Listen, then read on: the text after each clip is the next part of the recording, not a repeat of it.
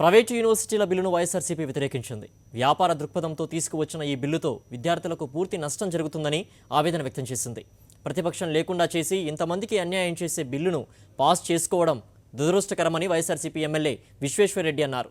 ప్రభుత్వం ఉన్నత విద్య బాధ్యతల నుంచి తప్పుకొని కార్పొరేట్ చేతుల్లో పెట్టిందని విమర్శించారు. కొంతమంది కార్పొరేట్ శక్తులు కోటరీగా ఏర్పడి ప్రభుత్వాన్ని నడిపిస్తున్నారని మండిపడ్డారు. యూనివర్సిటీల ప్రైవేటీకరణ బిల్లును పాస్ చేసుకోవడం జరిగింది. ఇది చాలా దురదృష్టకరం. రాష్ట్ర వ్యాప్తంగా కూడా విద్యార్థి లోకమే కాకుండా విద్యావేత్తలు అందరూ కూడా ప్రైవేట్ యూనివర్సిటీల బిల్లును తీవ్రంగా వ్యతిరేకిస్తున్నారు.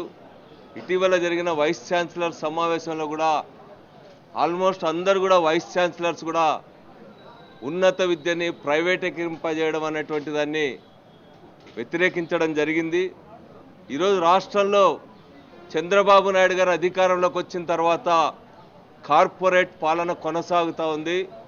ఈ రాష్ట్రంలో విద్య, వైద్యం, భూములను అన్నింటిని కూడా కార్పొరేట్ శక్తులకు అప్పజెప్పేటువంటి కార్యక్రమం యథేచ్ఛగా కొనసాగుతూ ఉంది.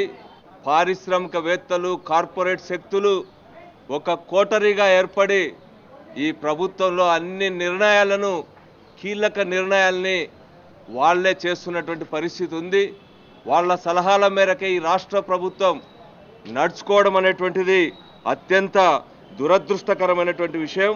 ఈరోజు ప్రభుత్వం ఉన్నత విద్యా బాధ్యతల నుంచి తప్పుకోవడానికి, ఉన్నత విద్యా బాధ్యతలను పూర్తిగా కార్పొరేట్ శక్తులకు వదిలేయడానికే ఈరోజు ఈ ప్రైవేట్ యూనివర్సిటీలో బిల్లు తేవడం అనేటువంటిది జరిగింది.